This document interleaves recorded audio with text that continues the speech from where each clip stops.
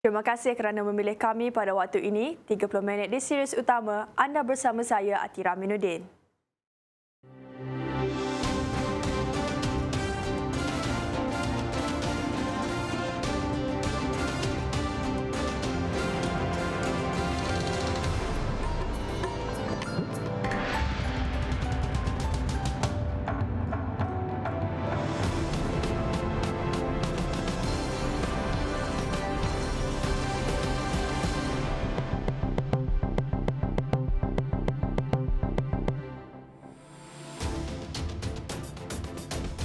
Prebet Adam meninggal dunia di usia 60 tahun.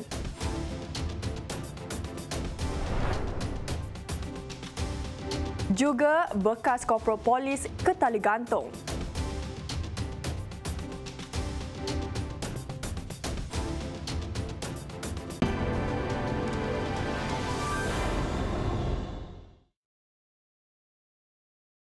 Prebet Adam yang pernah menggemparkan negara kerana mengamuk di Jalan Chowkit Ibu Negara sekitar tahun 1987 menghembus nafas terakhir semalam. Pemegang nama sebenar Adam Jaafar ini meninggal dunia ketika menerima rawatan di Hospital Pulau Pinang di usia 60 tahun.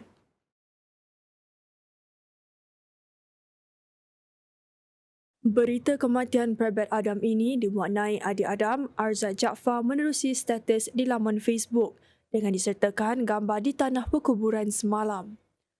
Sementara itu, memetik adik Adam, Hawa, 56, sebagai berkata abangnya meninggal dunia kira-kira jam 9 pagi semalam akibat jangkitan kuman pada paru-paru. Allahyarham dikebumikan di tanah perkuburan Islam Datuk Keramat selepas solat Zuhur. Tambah adik Adam, Hawa, sebelum ini abangnya tiada sakit apa-apa, hanya demam sahaja. Namun, minggu lepas Allahyarham masuk hospital dan pemeriksaan doktor mendapati ada jangkitan kuman pada paru-paru. Kejadian amuk membabitkan Adam di Jalan Chowkit, Kuala Lumpur, Oktober 1987 lalu pernah menggemparkan negara dan mengakibatkan seorang lelaki terbunuh akibat terkena tembakan rambang. Bagaimanapun, Adam yang berumur 26 tahun ketika kejadian terlepas hukuman mati dan dihantar ke Hospital Tanjung Rambutan selama 10 tahun kerana disahkan tidak siuman ketika melakukan kesalahan berkenaan. Seorang bekas korporal polis dihukum gantung sampai mati oleh Mahkamah Tinggi Kuala Lumpur selepas didapati bersalah membunuh anak tiri perempuannya 6 tahun lalu.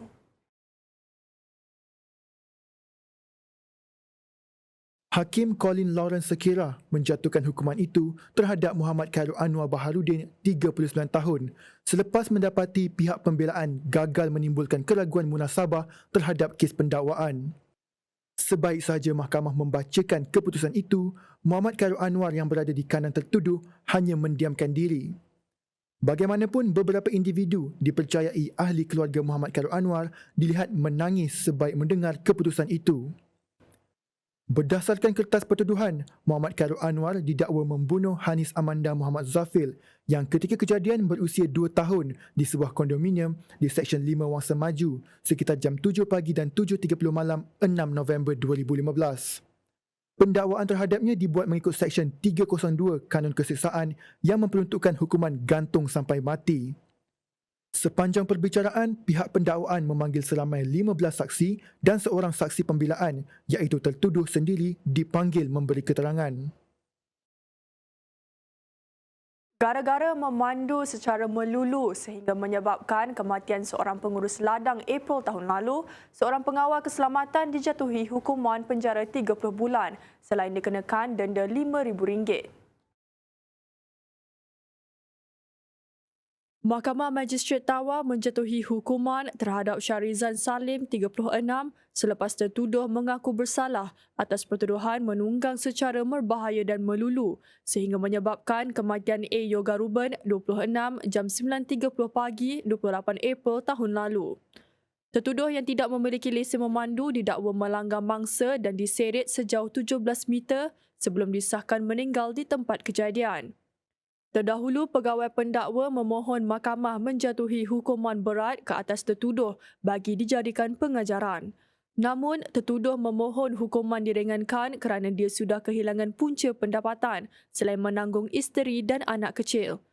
Tambahan 3 bulan penjara bakal dikenakan jika tertuduh gagal membayar denda. Lagi cubaan membawa masuk pendatang asing tanpa izin parti. Kali ini 4 tekong darat dan 9 parti dapat ditahan dekat Pontian Johor. Penahanan melibatkan Batalion ke-5 Pasukan Gerakan UMM PGA di 3 lokasi di daerah ini. Pegawai pemerintahnya, Superintendent Dimin Awang berkata, 9 parti berkenaan membabitkan 8 lelaki warga Indonesia berusia antara 18 hingga 30 tahun dan seorang wanita berusia 46 tahun yang ditahan dalam serbuan bermula jam 2 pagi semalam. Lokasi pertama di Jalan Tanjung Bin Kukup dengan 2 tekong darat warga tempatan masing-masing berusia 37 tahun ditahan. Bersama 3 parti, 2 lelaki warga Indonesia berusia 24 dan 27 tahun dan seorang wanita berusia 46 tahun. Di lokasi kedua di sekitar Lorong Haji Don, seorang tekong darat warga tempatan berusia 32 tahun ditahan bersama 2 lelaki warga Indonesia berusia lingkungan 23 dan 38 tahun dengan seorang daripada mereka berusia 38 tahun turut bertindak sebagai tekong darat. Sementara itu, PGA turut berjaya menahan seorang tekong darat berusia 32 tahun bersama 4 lelaki warga Indonesia berusia 18 hingga 30 tahun di lokasi ketiga Ekati Parit, Baran Jalan Sanglang. Turut dirampas 2 kenderaan jenis Toyota Vios dan Pro 2 Alza yang dipercayai sebagai pengangkutan membawa parti terbabit di beberapa lokasi di daerah ini. Seorang bekas presiden sebuah bank bergelar Datuk direman 3 hari bagi membantu siasatan Suruhanjaya Pencegahan Rasuah Malaysia SPRM berhubung kes pinjaman kewangan berjumlah RM400 juta. Mahkamah Magistrate Putrajaya membenarkan reman di bawah Seksyen 117 Kanun Acara Jenayah terhadap suspek yang juga bekas pengarah urusan bank itu serta 3 lagi individu termasuk seorang wanita bagi tujuan sama. Semua suspek berusia 49 hingga 53 tahun itu ditahan di sekitar ibu negara semalam. Menurut sumber, kesemua mereka disyaki menerima rasuah dianggarkan RM8 juta. Itu pun sebagai komision untuk meluluskan permohonan pinjaman keuangan sebanyak RM400 juta pada 2013. Hasil siasatan awal mendapati projek bernilai jutaan ringgit berkait pinjaman keuangan terbabit juga dipercayai tidak wujud. Ia sengaja direka bagi tujuan memohon pinjaman keuangan. Selepas pinjaman keuangan diluluskan dan wang terbabit diperoleh, syarikat yang memohon didakwa ditutup dan projek tidak dilaksanakan. Perbuatan berkenaan dipercayai terlalu licik kerana dilakukan dengan pembabitan orang dalam ketika itu. Hasil siasatan juga mendapati bekas presiden yang juga memegang jawatan pengarah urusan bank terbabit ketika itu disyaki memberi keistimewaan meluluskan pinjaman berkenaan tanpa mengikut prosedur. Sementara itu, di Bacok, Kelantan, seorang wanita warga emas ditemui kaku dalam telaga di belakang dapur rumahnya di Kampung Berkelam Jelawat. Mangsa bagaimanapun disahkan meninggal dunia berkemungkinan kerana terjatuh. Pemangku Ketua Polis Daerah Bacok, Assistant Superintendent Muhammad Yusrizal Muhammad Ghazali berkata, kehilangan mangsa disedari anaknya sekitar jam 7 pagi tadi selepas mendapati dia tiada di dalam bilik tidur. Mangsa Gan Lang Eng, 68 tahun, ditemui dalam telaga berkedalaman 5 meter oleh anaknya sejam kemudian. Tambahnya, pemeriksaan di tempat kejadian tidak menemui sebarang unsur jenayah dan diklasifikasikan sebagai mati mengejut. Anggota Balai Bomba dan Penyelamat Bacok menggunakan sistem takal tali untuk mengeluarkan mangsa dari dalam telaga. Masa setengah jam diambil bagi mengeluarkan mangsa yang tidak sedarkan diri. Mayat dihantar ke Hospital Raja Perempuan Zainab 2 HRPZ 2 untuk dibedah siasat. Ini pula kisah pencuri kabel di Pulau Pinang. Kali ini melibatkan penangkapan 4 lelaki dan seorang wanita di beberapa lokasi berasingan. Menurut Ketua Polis Daerah Timur Laut, Assistant Commissioner Sofian Santong, 3 suspek yang pertama ditahan pada 23 Mac lalu di 3 lokasi berasingan. Penahanan tertuduh membawa polis ke sebuah kedai menjual barangan lusuh yang dipercayai menjadi pembeli hasil curi terbabit. Susulan itu, polis menahan seorang wanita berusia 40-an yang juga pemilik premis berkenaan. Suspek dikatakan mengakui terbabit dengan 4 kes curi kabel sekitar Timur Laut yang mencatatkan kerugian sehingga RM6,000. Dalam pada itu, 4 daripada suspek yang ditahan mempunyai rekod jenayah lampau. Serius utama berehat seketika menyusul selepas ini.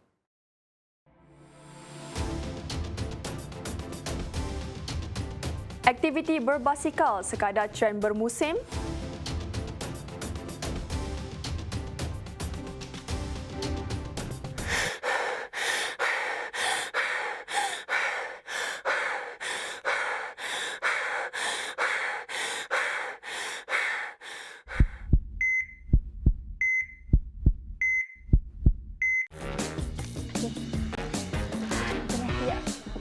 Outlet.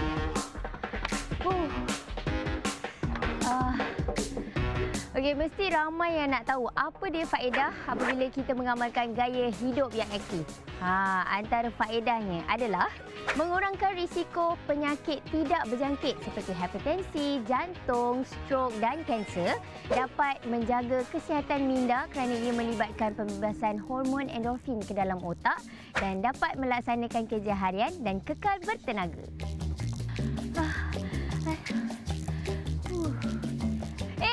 Kejap. Ada benda penting nak beritahu ni. Bertemu kembali.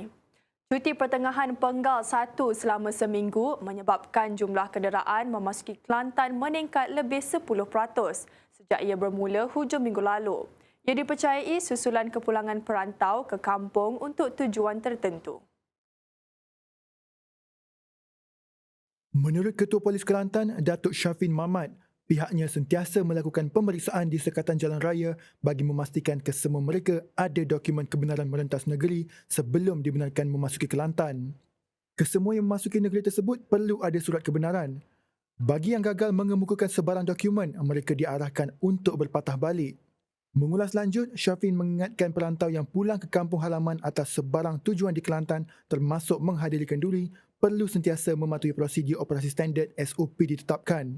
Pun begitu, hasil pemantauan polis mendapati kepatuhan SOP dalam kalangan penduduk di Kelantan melebihi 90%.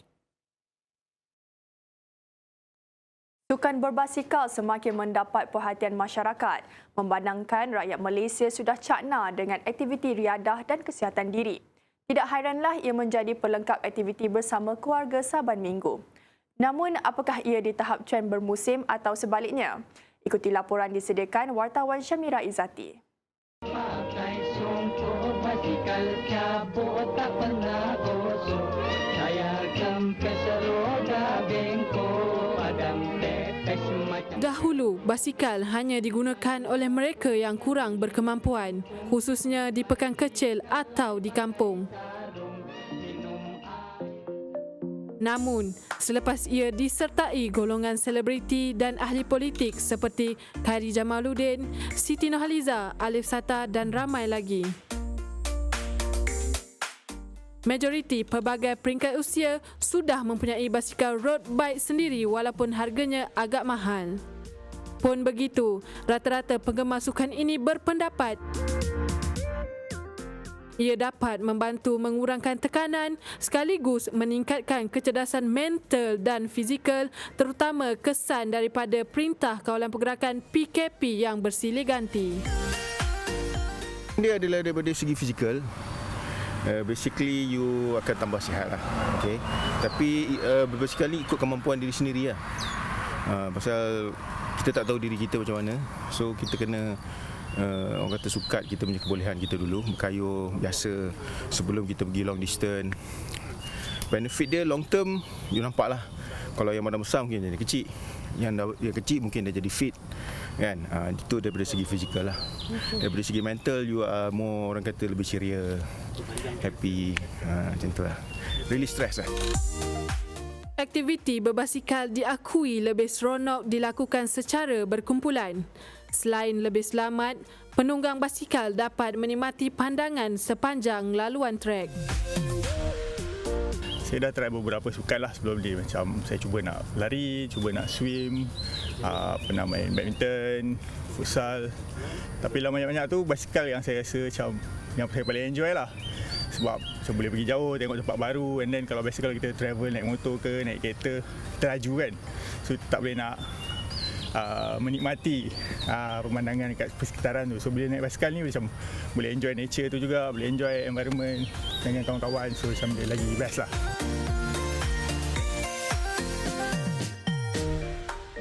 Berbasikal juga menyumbang kepada pengurangan berat badan dan membakar tenaga. Ia memberikan sistem imun yang baik dan peredaran oksigen sangat bagus untuk jantung dan penyakit kardiovaskular.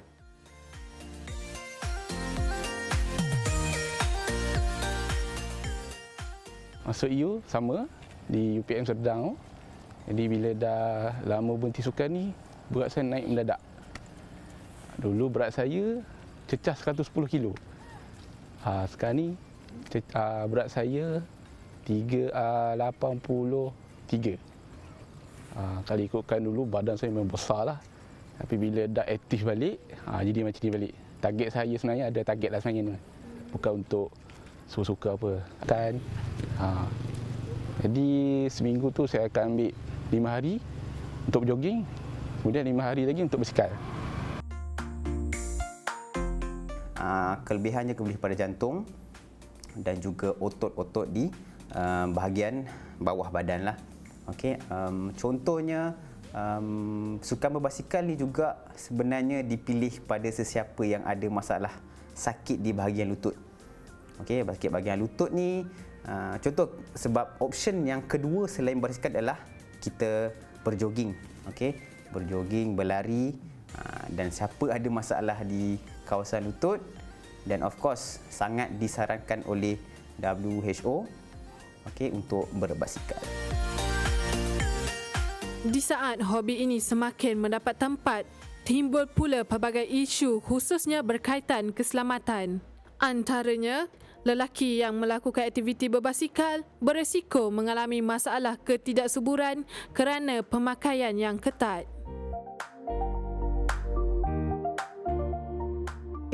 Kita pandang kepada kebaikan dia dulu. Kita tengok bila ada compression kepada certain muscle ataupun otot lah bahasa Melayunya, sebenarnya membuatkan blood flow kita, pengaliran darah kita semakin lancar. Itu tujuan utama kita pakai compression atau pakaian yang ketat. Sebenarnya mungkin ke arah kesakitan mandul seperti yang disebut, mungkin boleh disebabkan kita pakai terlalu lama. Itu disebabkan di waktu rehat tak disarankan untuk berpakaian ketat, especially time tidur lah. Kata kita try to lose everything. Pakai baju yang longgar, seluar yang longgar supaya muscle boleh relax. Di mana kita kena faham compression dia tightkan kita punya otot, kan automatic dia akan bagikan kita satu tegangan. Kita bagi stres dekat otot tu.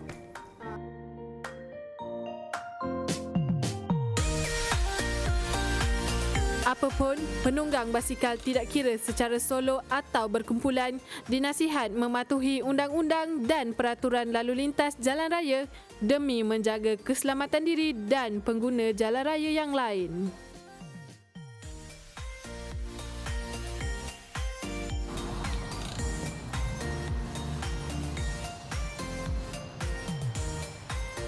Yang pasti, penggemar sukan berbasikal juga perlu lebih cakna dalam aspek keselamatan. Penggunaan trek yang betul, berpakaian cerah pada waktu malam, membuat pemasangan lampu dan loceng serta sentiasa menggunakan lorong khas berbasikal agar tidak membahayakan nyawa sendiri dan juga orang lain. Penggemar berbasikal juga perlu lebih berdisiplin dan juga menjaga adab serta menghormati hak pengguna jalan raya yang lain. Jangan kerana dek nila setitik, rosak susu sebelanga. Laporan Syamira Izzati, Sirius Utama.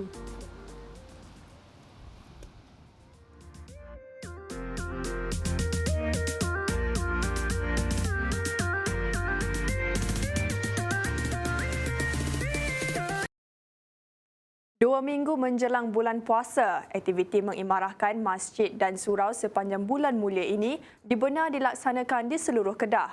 Ia termasuk solat tarawih, moreh dan majlis berbuka puasa.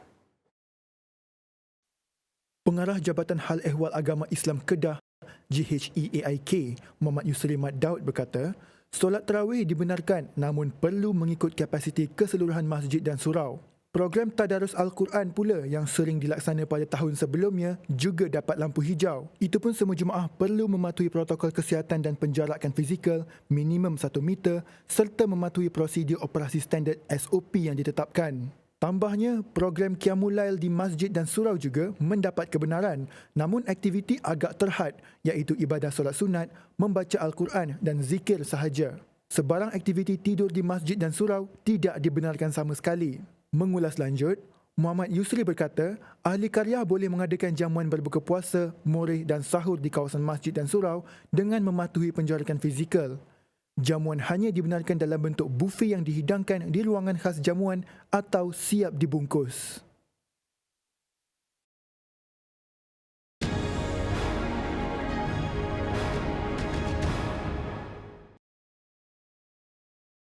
Dalam usaha merancak dan meningkatkan lagi ekonomi masyarakat Islam, khususnya peniaga di Pahang, portal BiZakat dilancar di bawah kendalian Pusat Kutipan Zakat PKZ Pahang. Menteri Besar Datuk Seri Wan Rusdi Wan Ismail berkata, BiZakat adalah direktori dalam talian untuk orang ramai mendapatkan maklumat, terutama berkaitan perniagaan dan perkhidmatan peniaga Islam. Portal berkenaan membantu mempromosikan perniagaan pembayar zakat dan usahawan asnaf di Pahang yang dibantu Majlis Ugama Islam dan Adat Resam Melayu Pahang MUIP. Kepelbagaian barangan yang ditawarkan menjadi antara kelebihan yang membuatkan BiZakat ada kekuatan tersendiri dalam membantu meningkatkan perniagaan. Sementara itu, menurut Pengurus Besar Kanan PKZ Pahang, Datuk Halidan Mat Daud, seramai 2,584 ahli sudah mendaftar dengan BiZakat setakat ini. Ia dijangka bertambah hingga 1,000 orang dalam masa terdekat. Ahli BiZakat kini berada di setiap daerah di Pahang membabitkan pelbagai kategori seperti peruncitan, ternakan, tanaman dan perkhidmatan. Teruskan bersama kami dalam series utama Menarik Dalam Sukan selepas ini. Jerman terus bangkit.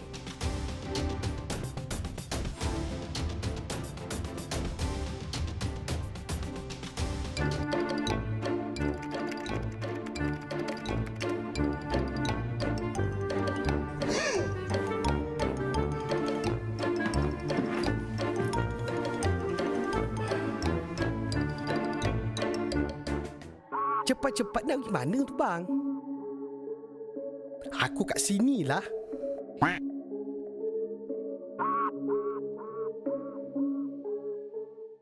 Aku tahulah kau comel, tapi kesihatan tu kena jaga. Kau tahu sekarang ni kan, kes dah banyak. Habis tu kenapa kau tinggalkan aku kat sini? Pandai pun.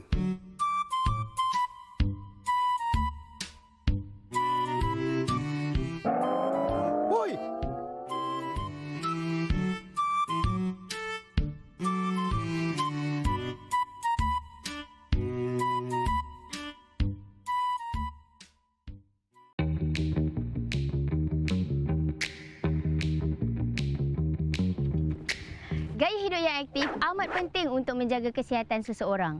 Dan sejak kebelakangan ini pun makin ramai yang bersetuju dengan Bella untuk mengamalkan gaya hidup yang aktif.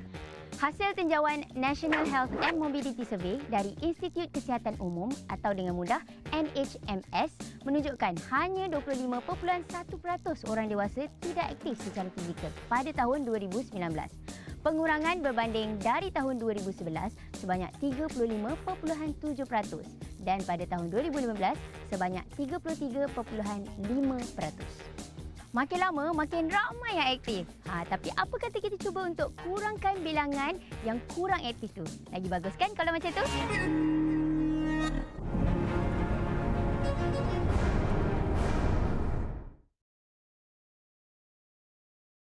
Assalamualaikum dan salam sejahtera. Kembali bersama saya Mikael Kadorna untuk laporan cuaca anda hari ini. Baiklah, menerusi carta paparan angin ini diperhatikan, rantau negara ketika ini menerima pengaruh angin dari pelbagai arah dengan kelajuan kurang dari 30 km sejam.